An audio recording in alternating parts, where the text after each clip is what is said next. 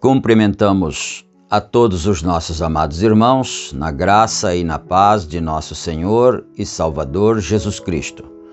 A partir de agora estamos começando mais uma programação de fé, com o objetivo de levar ao coração dos filhos de Deus mais uma porção das Sagradas Escrituras, do conhecimento de Deus e nos aproximando cada vez mais de Deus e alcançando então assim a estatura de varão perfeito.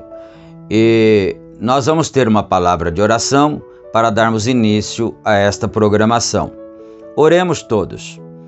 Grande Deus e soberano Pai que está nos céus, em nome do Senhor Jesus Cristo, teu amado Filho, nós nos reunimos ao redor da tua santa palavra, Senhor, através deste meio virtual que o Senhor tem preparado para nós, e nós agradecemos ao Senhor pelo privilégio de podermos estar juntos, crendo na tua santa palavra, permanecendo e perseverando na fé, Senhor. Nós pedimos perdão por todos os nossos pecados, nossas fraquezas, entregamos nossas vidas em tuas santas mãos, pedimos a direção e a bênção para este trabalho, a inspiração divina, que cada irmão, cada irmã, cada pessoa que estiver conosco seja abençoada e o Senhor seja glorificado. No nome santo do Senhor Jesus Cristo, nós pedimos estas bênçãos e te agradecemos desde agora e para todo sempre. Amém, Amém. Graças a Deus. Então, meus amados irmãos, a escritura que vamos ler está na segunda carta do apóstolo São Paulo a Timóteo, capítulo 4, versículo 7. Segunda a Timóteo, capítulo 4, versículo 7. E enquanto os irmãos localizam, nós vamos então lembrar a todos que esta programação é uma gentileza da igreja que está em Santa Bárbara do Oeste, na Rua Romênia 212, no Jardim Europa. Os nossos cultos ali são realizados todas as quartas-feiras, às 19h30 e aos domingos, às 18h30. E todos são bem-vindos, não é? Em Campinas, temos também a nossa congregação, ali no Parque Residencial Shalom, na Rua Geraldo Gonçalves Dias, número 130. Os nossos cultos ali são realizados todas as quintas-feiras, às 19h30 e aos domingos, às 8h30 da manhã. Todos são bem-vindos em nossas reuniões. E também não se esqueça, você que assiste os vídeos, não esqueça de clicar no gostei, não é? E também de inscrever-se no canal e também acionar as notificações, ativar, não é? As notificações para você receber os vídeos quando eles são publicados. E nós também temos os nossos grupos de WhatsApp, 3 grupos. Então, se você desejar ser incluído em um desses grupos, você pode também fazer a sua solicitação com o seu número e com prazer nós estaremos fazendo isso, não é?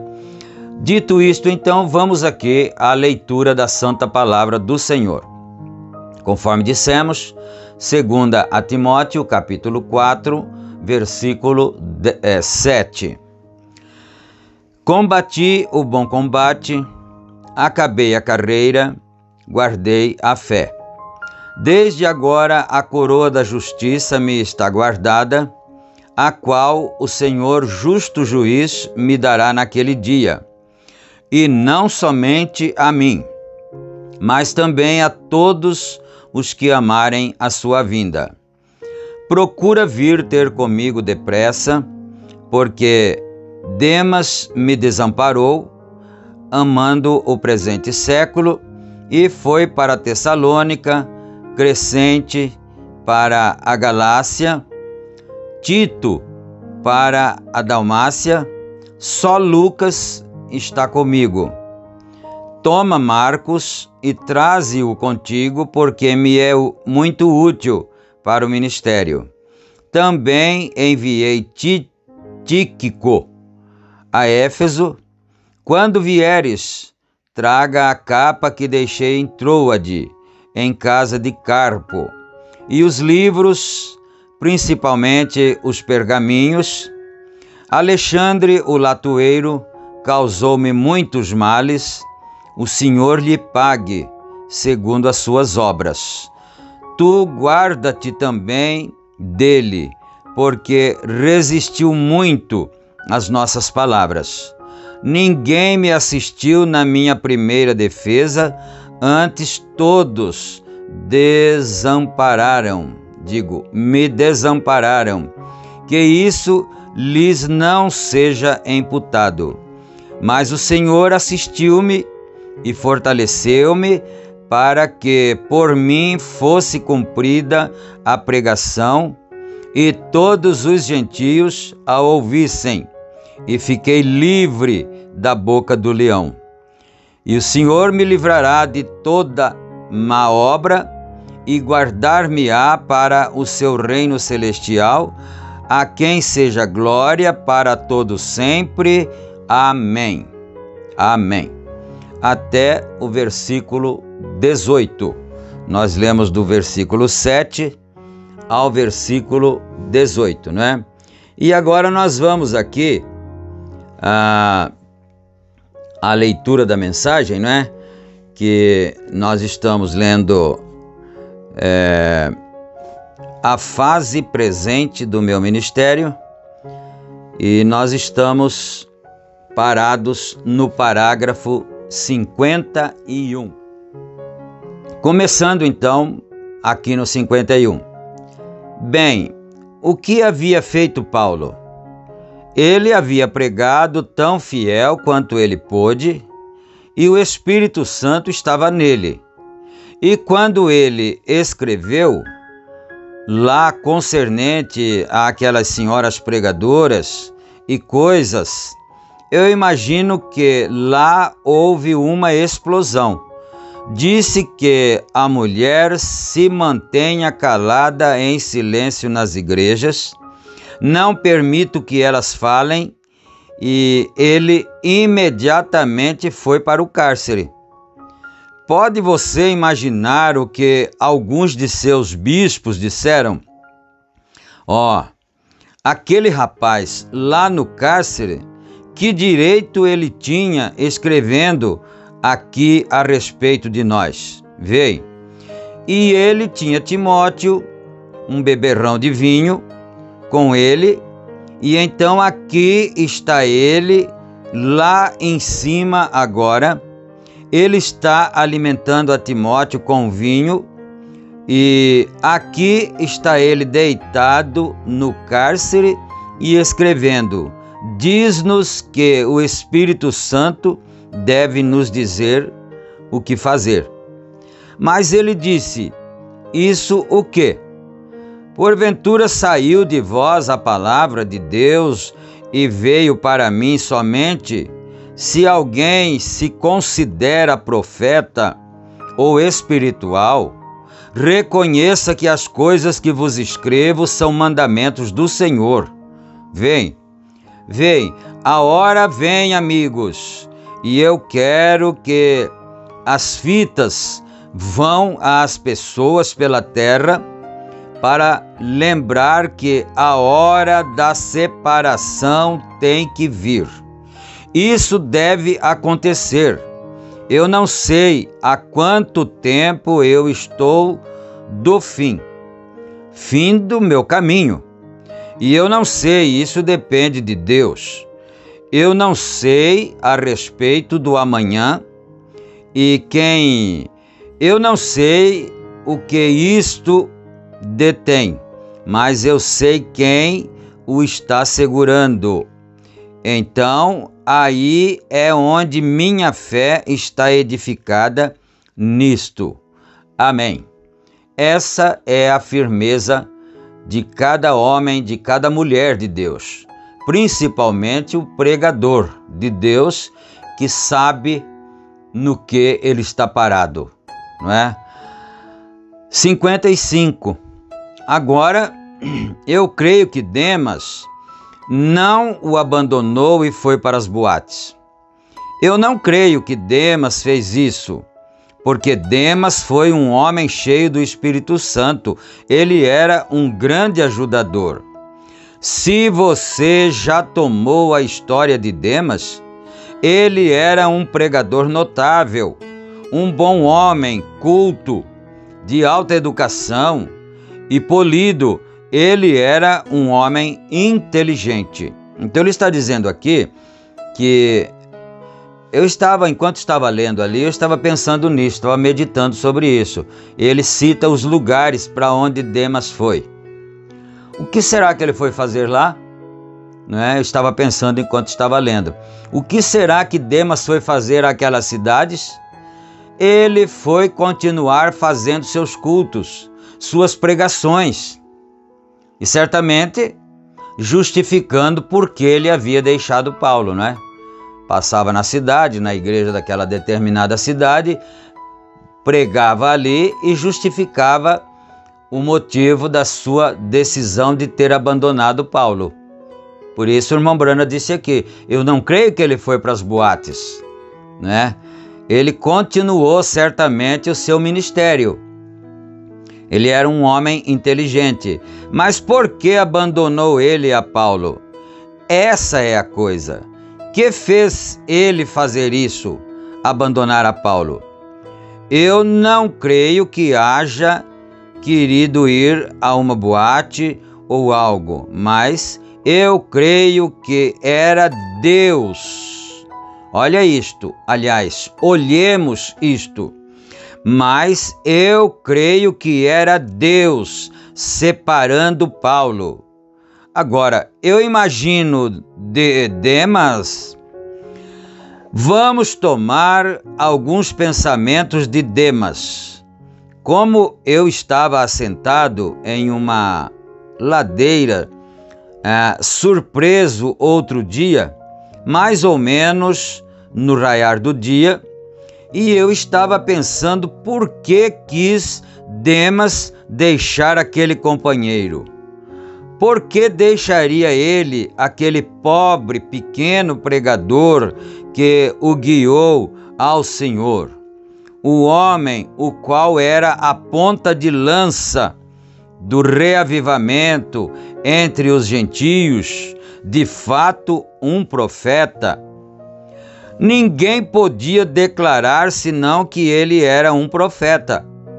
Ele era mais que um profeta. Ele era um apóstolo, e um grande e poderoso apóstolo para os gentios, e Demas se associou com Paulo. Teve companheirismo e viu o Espírito de Deus mover sobre aquele homem. E porque virou ele suas costas a tal pessoa como aquela, sendo vindicado que ele era um servo de Cristo. Observou você Paulo aqui? Amando o presente mundo. Agora, eu não penso que Demas seja um apóstata. Eu não penso que ele fez aquilo. Mas eu penso que ele obteve uma opinião errada acerca de Paulo. Agora, Demas veio de uma família rica, e ele era rico, e dinheiro, às vezes, significa religião. Olha só, dinheiro, muitas vezes ou certas vezes, né? Dinheiro, às vezes, significa religião para as pessoas. Como eles dizem na Califórnia, se você não possui 3 Cadillacs, você não é espiritual. Então, isto quer dizer, se você não é próspero, se você não tiver a melhor igreja nesta cidade, o povo não vai. É quase daquela maneira aqui. Provo para vocês, vocês têm que ter a melhor igreja do estado, ou eles dizem, você quer dizer que está ligado a um grupinho como aquele? Então, você acompanhou a leitura e São Paulo disse que Demas amou o presente século. E o profeta Irmão Branham está compilando isto aqui, e ele está mostrando isso para nós. Demas era de uma família rica, e ele se juntou a Paulo porque Paulo era um profeta e tinha muitos sinais, não é? Tinha muitos milagres, e era um grande pregador, sábio, não é? Acontece que chegou o momento, que ele também disse aqui atrás, umas linhas atrás, que era Deus fazendo aquilo, fazendo a separação, e aí Demas se apartou dele, e ele disse também, para muitas pessoas, dinheiro, prosperidade significa religião. Vamos observar se isso não é exatamente o que acontece nos nossos dias. Aí a pessoa diz, mas você vai naquela igrejinha, uma igrejinha que não cresce, uma igrejinha que tem poucos membros, uma igrejinha que não tem tanta aparência, não é tão sofisticada. Ah, não. Vem para nossa, não é? Olha isso, se não é o quadro perfeito das coisas que acontecem na nossa atualidade, hoje, né? Você está ligado a um grupinho daquele, e ele disse aqui que lá na Califórnia eles diziam: se você não tiver uns quantos Cadillacs, é porque Deus não está te abençoando, não é? Então vamos aqui, se você é uma pessoa espiritual, você está captando tudo. Parágrafo 58. Vocês sabiam que nosso Senhor não tinha um lugar para inclinar sua cabeça? Vocês sabiam que ele possuía somente uma capa? Ele, São Paulo, né? Ele possuía somente uma capa, veem? E ele possuía isso. Ele era simplesmente aquele tipo de pessoa que era pressionada por todos os lados, e ele não possuía lugar nenhum para reclinar sua cabeça. Mas eles podiam ter pensado a mesma coisa e pensarem a respeito dele. E agora, eu creio que Demas viu uma falha conveniente. Não vamos perder essas afirmações de William Branham, o profeta de Deus. Eu creio que Demas viu uma falha conveniente. Conveniente, sabe por quê? Porque às vezes a pessoa já estava com vontade de abandonar, já estava com vontade de sair, mas precisava ter um motivo plausível, isto é, uma falha conveniente, que viesse bem a calhar para justificar a sua atitude, não é? Então vamos aqui. Uma falha conveniente no ministério de Paulo.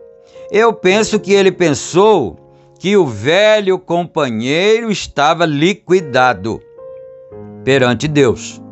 Agora, ele pensou que o povo que arrancaria seus olhos para dar a Paulo. Agora, Paulo disse isso, ele disse: se possível fora, arrancaríeis os vossos olhos e mos daríeis. A causa que Paulo, nós pensamos, tinha os olhos ruins, porque ele disse: tenho escrito com letras tão grandes. Ele disse letra grande, mas eu tenho o Lexo, o dicionário da língua clássica antigas, né? É uma nota aqui do tradutor. E ele disse com grandes letras. Ele estava em Roma na prisão, lá havia algo errado.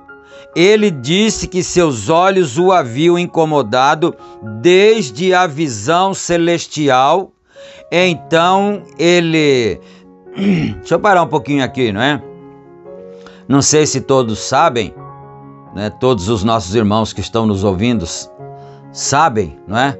Que quando São Paulo teve o encontro com a coluna de fogo no caminho de Damasco, ele ficou cego. Isso todo mundo sabe, não é? Ele ficou cego e ele foi conduzido para uma certa casa ali e ficou lá por uns dias, e o Espírito Santo mandou que um pregador, um apóstolo, um profeta de Deus ali, chamado Ananias, fosse até lá para orar por ele.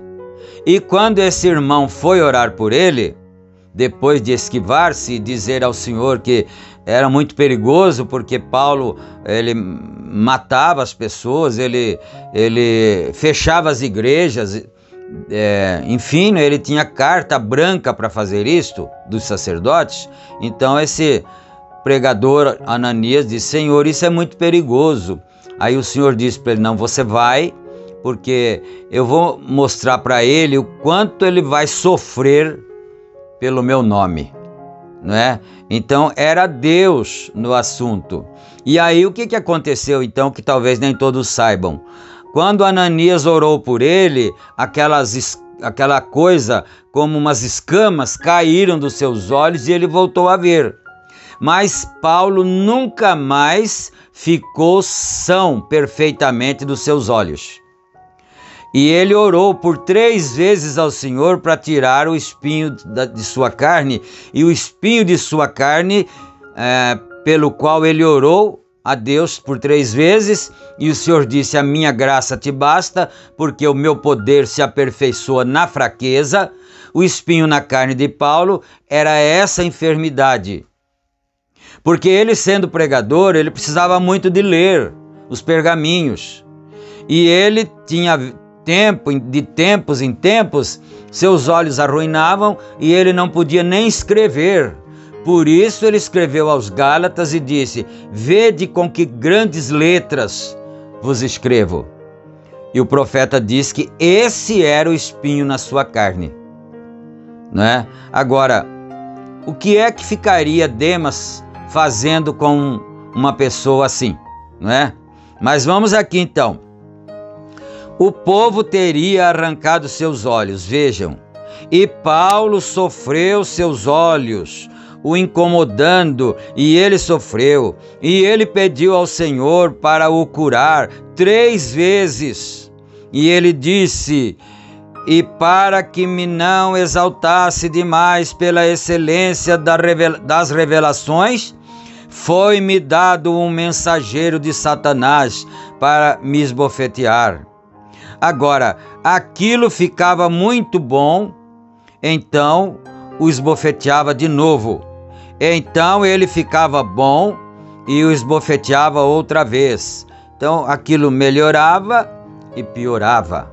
Melhorava e piorava, não é? Parágrafo 61. Vê você, Paulo teve um ministério maior do que o resto de todos os apóstolos colocados juntos. Isto aqui é tremendo, não é? Isso é muito tremendo. Eu não teria coragem de dizer isso de mim próprio se o profeta de Deus não o dissesse. Paulo, olha isto que ele disse aqui, eu vou voltar um pouco aqui, ó.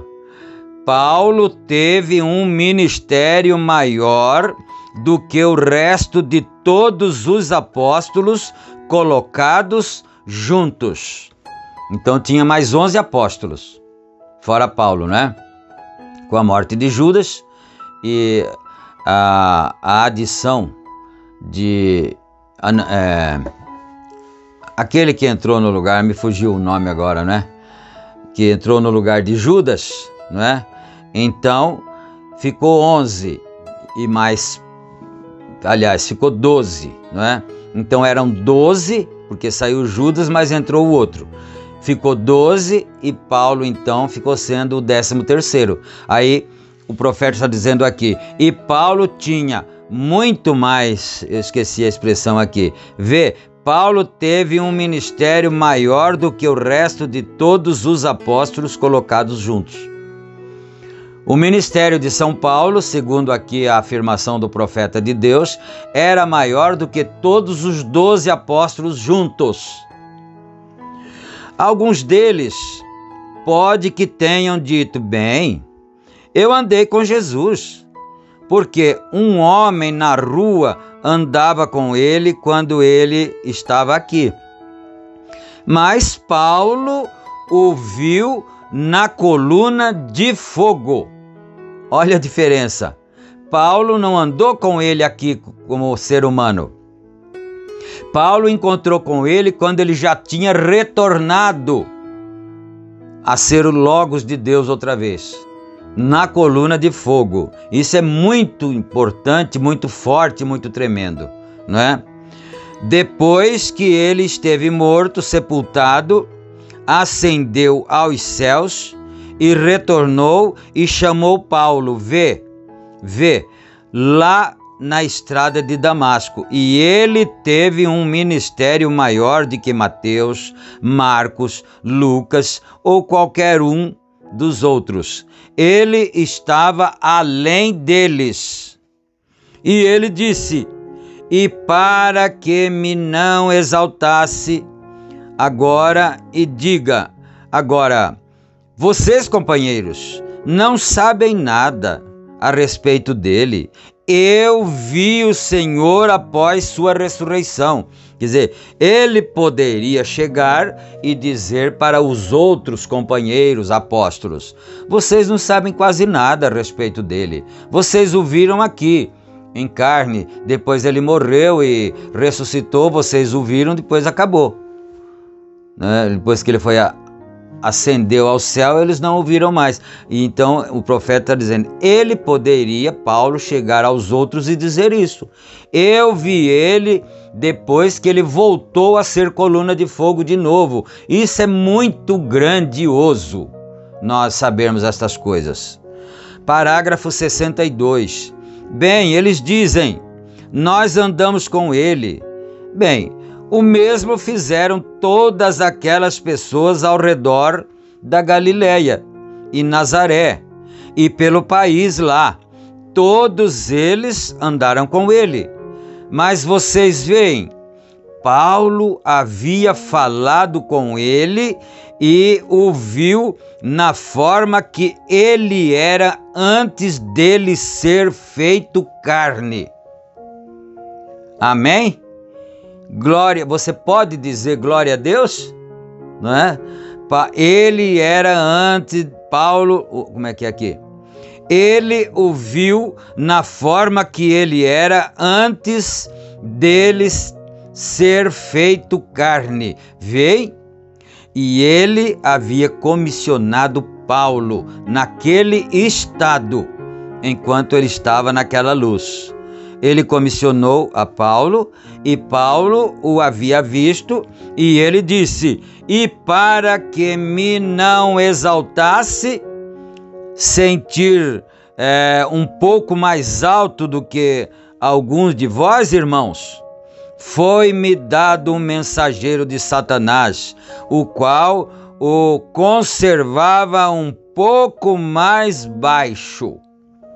Quer dizer, então aquele mensageiro de Satanás, aquele espinho na carne, o conservava sempre na sua posição, sempre humilde,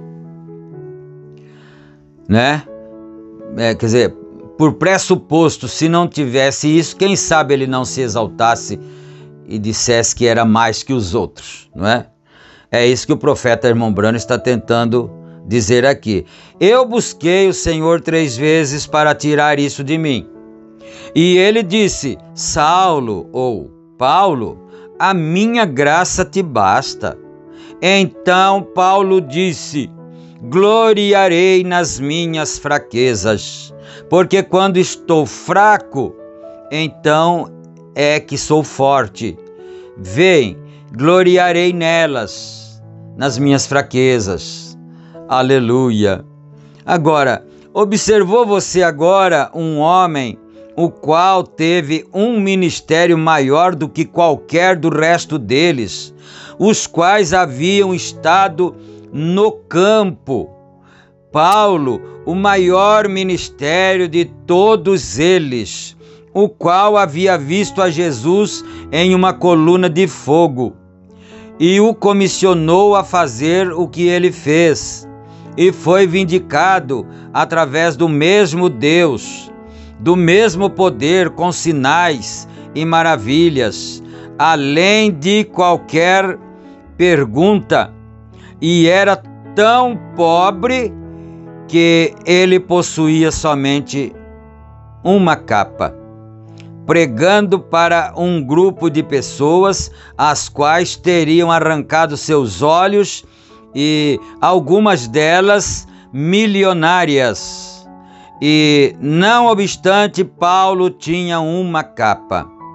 Ele disse, traga aquela capa, está ficando frio aqui em cima.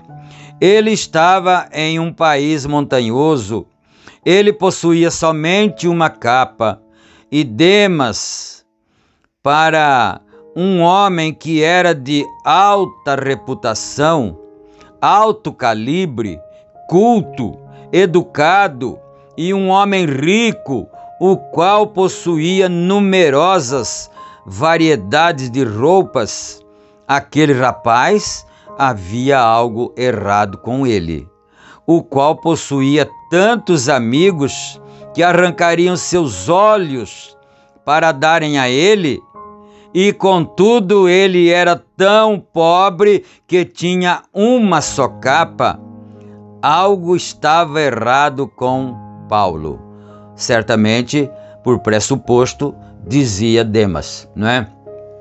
Só pode ter alguma coisa errada, porque ele tem tantos amigos, ricos, milionários, porque eles não pagariam uma cirurgia para ele ou alguma coisa assim, não é? Vocês sabem, aquele espírito não deixa o mundo. É bom não perder isso aqui, hein? Esse aqui é o parágrafo 66. Olha isto. Vocês sabem, aquele espírito não deixa o mundo. Eles continuam tendo-o daquela maneira. Agora, ele citou Demas. Ele disse, Demas não foi para as boates, né? Ele era um homem crente, um homem sério até. Ele chegou a dizer cheio do Espírito Santo também, mas ele não pôde suportar permanecer junto com São Paulo, sendo uma pessoa tão pobre, tão poderosa, que deixou o homem cego lá, não é? Na hora, sim, porque quis comprar o dom de Deus e tudo. E agora ele não pôde entender isso e o abandonou. E ele disse aqui, muito sério isto aqui, hein? Vocês sabem, aquele espírito não deixa o mundo. Eles continuam tendo-o daquela maneira. É um perigo muito grande para nós. Nós que reclamamos que somos eleitos de Deus, que vamos no arrebatamento, é um perigo muito grande se nós não discernirmos estas coisas. E nós pensarmos que a aparência da igreja, né, o movimento, os instrumentos, o aparato que tem, né, as propriedades que tem, o dinheiro que entra lá, muito dinheiro. Se nós não tomarmos cuidado, nós seremos enganados por esse espírito que ele disse aqui, que continua no mundo até hoje. Aleluia! Glória a Deus. Dinheiro não é Deus. Há um só Deus, veem? Mas o povo pensa que por você ter um grande ministério, você deve possuir tudo isso e tudo aquilo e todas estas coisas grandes e notáveis e grandes escolas e aquilo outro. Deus não trata com essas coisas. Aleluia. Você crê no profeta de Deus? Ou isso não dá para crer? Né? Nisso não dá para se enquadrar. Deus não trata com essas coisas. É o que está aqui nesse parágrafo que nós estamos lendo aqui. Ou pelo menos, esta tem sido minha opinião. Deus trata com um indivíduo, ele nunca nos ordenou a ir e fazer tais coisas. Que Deus seja louvado, que Deus seja engrandecido. Mas Paulo com uma capa, agora aqui eu estou no 67, mas Paulo com uma capa, e ele diz a Timóteo aqui, para trazê-la para ele, porque ele estava ficando com frio lá em cima. Um homem que teve um ministério que pregou para 10.000, como o fez Paulo, e um ministério que podia operar todas as espécies de milagres, e viu a Jesus em uma coluna de fogo, o comissionou, e contudo possuindo uma capa. Demas disse, um companheiro como este ele o deixou. Lamentavelmente, esse espírito ainda está no mundo hoje. É o que disse o profeta aqui. Mais um parágrafo. Agora, quando ele estava aqui em cima pregando para Troas, encontramos que havia um homem lá em cima que era um latoeiro, e ele era um vil, e ele odiava o cristianismo, e ele fez tudo o que ele podia fazer a Paulo, jogando-o na cadeia. E Paulo mesmo avisou a Timóteo da mesma coisa: guarda-te dele. E aqui está Demas. Ó Deus, permita que o povo ouça isso.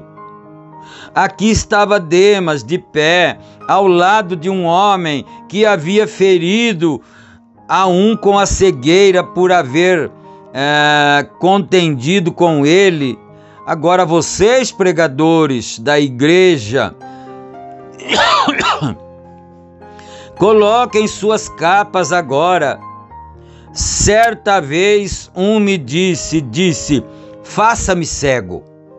Faça-me cego, você tem o Espírito Santo, faça-me cego. Eu disse, você já está cego. Vem? Vamos parar aqui, né? Você já está cego. Para que mais fazer você ficar cego, né? A principal visão que você deveria ter, que é a visão espiritual, você não tem. Você já está cego. Vamos orar agora.